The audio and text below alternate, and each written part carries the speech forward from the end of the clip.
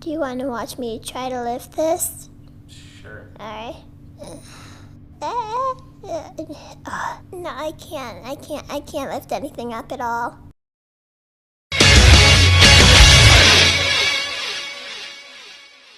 Okay, they just cued the doves. Here they come. There go the Bavarian doves, 5,000 of them. Symbolizing peace, brotherhood, sportsmanship, which is certainly much in evidence here today. Hi, I'm Donovan Mace, and welcome to Sports Center. Today, we remember the 1972 Munich Olympics. The last time that the Olympics were in Germany was back in 1936 when Nazi Germany had ruled Germany. And police and security was not that good at the time. A lot of break-ins and everything were definitely probable during the time. 17 people in total lost their lives in a tragic incident that really changed the sports world forever.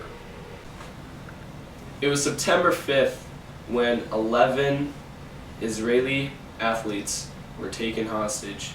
2 were killed when a group of Palestinian terrorist assassins broke into 31 Colony Strasse. The group, known as Black September, wanted a total of 234 prisoners released from an Israeli prison and just 2 from a German prison to be released back into the public. Terrorists armed with submachine guns, faces blackened, a couple of them disguised as guards or as trash men in the Olympic Village. The intruders broke into 2 different rooms where 2 people were shot instantly and killed. The remaining 9 were taken hostage and were held in one room for almost a full day. At 5:10 in the morning, police were then notified of the attack and moved in. By the time of 10 a.m. that morning, terrorists were watching. Many news crews and spectators gathered outside the apartment building to watch. The first demands were supposed to be met by 10 a.m. that morning. All prisoners were wanted to be released by that time. Now, negotiators were able to push that deadline back all the way to 5 p.m. that night. As the deadline closed in, police discovered that, why not just not give the prisoners away and just move in and try to take care of the terrorist assassins by themselves. Now, police started to move in, but as news crews were watching, they were recording this, and the Black September was actually watching this on the TV and knew every move that the police were starting to do. It noticed that their demands were not going to be met. They decided that they needed a plane. So German police officers decided to give 2 helicopters to the terrorists and to transport all terrorists and hostages to a nearby airport just outside of Munich. We have an immense flurry of action here. Suddenly, in the whole area between Building 20 and Building 12, they have been clearing out cars. Police officers in almost platoon-like numbers have been running past us and are now staging in front of us. We're building up, I think, to a climax. The light is on the 2nd floor, and it looks like they're getting ready to, leave the building. A police official standing here, clearing everybody away, told me that a deal had been made. The Arabs would be coming out within 5 minutes, and they expect the arrival of a helicopter within 5 minutes. There's a chopper just landed at the back of the Olympic Village here, roughly gate number 7.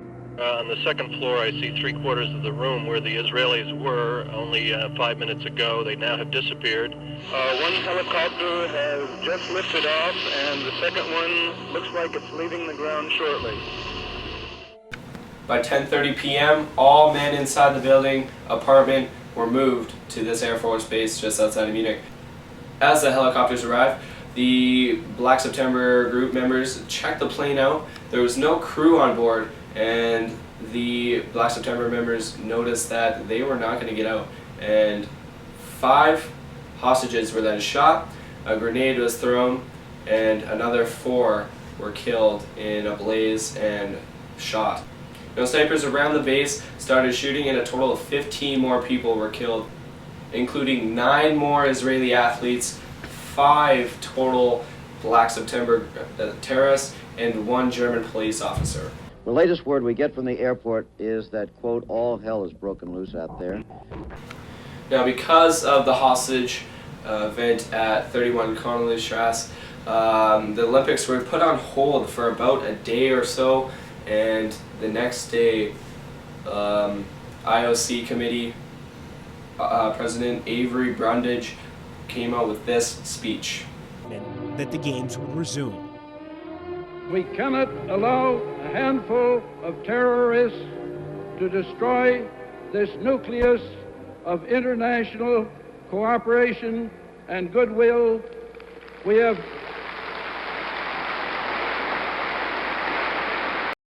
Now, some of the short-term effects of this. Up to 2 decades later, the Israeli and Palestinian peoples were still fighting over this, and lots of murders and other assassinations were happening around the globe just about this massacre alone. Now, many people were affected by this, lots of friends and family of the athletes and just other athletes around that were there in Munich during the time. Now, thank you for helping us remember this wonderful but also tragic event that really shaped the sports world and the Olympics.